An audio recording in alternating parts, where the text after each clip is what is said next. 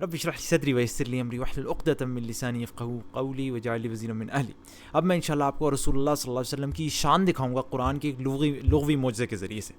قرآن میں اللہ سبحانہ وتعالیٰ نے ذکر کیا ہے سکینت کا، یعنی کہ اطمینان اور سکون کا، دو مختلف طریقوں سے میں آپ کو دکھانے لگا ہوں. یہاں پہ آپ دیکھ رہے ہیں سورہ توبہ کی آیت نمبر 26 میں اللہ نے کہا ثم انزل اللہ سکینتہ، پھر اللہ نے اپنی طرف کی تسکین اپنے نبی اور مومنوں پر اتاری. یعنی تسکین کا جو کو منسوب کیا اپنی طرف کی تسکین اپنے نبی اور مومنوں پر اتاری. اسی طریقے سے سورہ توبہ کی آیت نمبر 40 میں بھی اللہ سبحانہ وتعالیٰ یہ فرماتے ہیں فانزل اللہ سکینتہ، پس جناب باری نے اپنی طرف سے تسکین اس پر نازل فرمائی، یعنی رسول اللہ صلی اللہ علیہ وسلم پر. اور پھر سورہ فتح کی آیت نمبر 26 میں بھی اللہ سبحانہ وتعالیٰ فرماتے ہیں فانزل اللہ سکینتہ،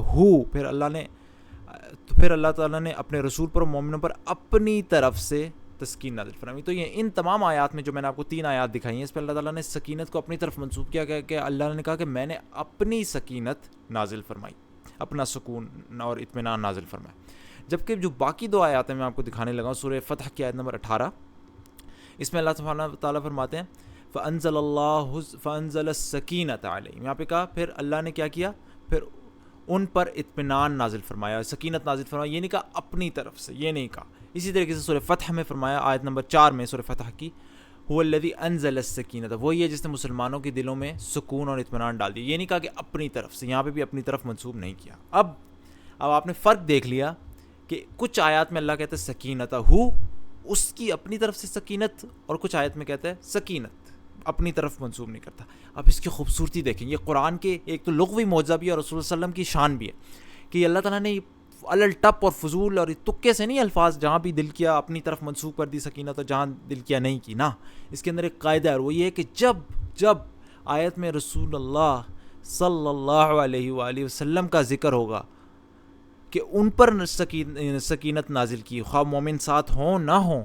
جب رسول اللہ پر نازل کی ہوگی تو اللہ تعالیٰ اسے اپنی طرف منسوب کرے گا. سبحان اللہ. یہاں پہ کیا فرمایا سورہ توبہ کی آیت نمبر 26 پر، پھر اللہ نے اپنی طرف سے تسکین اپنے نبی پر اور مومنوں پر اتاری. نبی کا ذکر ہوا ہے، سورہ توبہ میں بھی یہی ہے. پھر اب اپنی طرف سے تسکین اس پر نازل فرمائی، یعنی رسول اللہ صلی اللہ علیہ وسلم پر.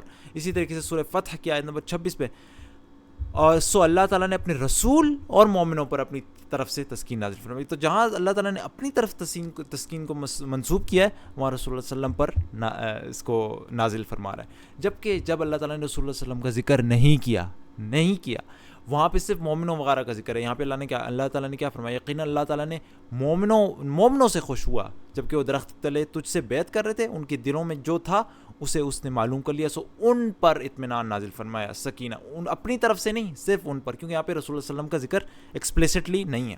اور اسی طریقے سے سورہ فتح کی آیت نمبر 4 میں اللہ تعالیٰ کا وہی ہے جس نے مسلمانوں کے دلوں میں سکون اور اطمینان ڈال دیا. رسول اللہ صلی اللہ علیہ وسلم کا ایکسپلیسٹلی ذکر نہیں ہے، تو یہاں پہ اپنی طرف منسوب نہیں کی. سبحان اللہ. جہاں رسول اللہ کا واضح طور پر ذکر ہے وہاں پہ اللہ تعالیٰ سکینت کو اپنی طرف کہتا ہے کہ میں نے نازل کیا. اور اس کی یہ اللہ رسول صلی اللہ علیہ وسلم کی شان ہے، ان کو تکریم اور ان کا ایک مقام ہے. اس لیے کیونکہ جب آپ دیکھیں، ایون جب آپ کسی کو کوئی تحفہ دیتے ہیں، کوئی چیز دیتے ہیں، خاص طور پہ جب آپ کسی کو عام طور پہ کسی کو کوئی قیمتی چیز دے دیں، ٹھیک ہے، اچھا لگتا ہے. لیکن اگر کسی بڑے بندے کے ہاتھ سے دلوائی جائے اور اس کی طرف سے منسوب کی جائے کہ یہ مجھے اس فلاں بڑے بندے نے دی، تو اس کی ایک عزت اور مقام ہوتا ہے. تو اسی لیے اللہ تعالیٰ نے یہاں پہ سبحان اللہ معلوم ہوتا ہے کہ اپنی طرف جب منسوب کیا تو اللہ سبحانہ وتعالیٰ نے رسول اللہ صلی اللہ علیہ وسلم کا اس ذکر کیا. سبحان اللہ.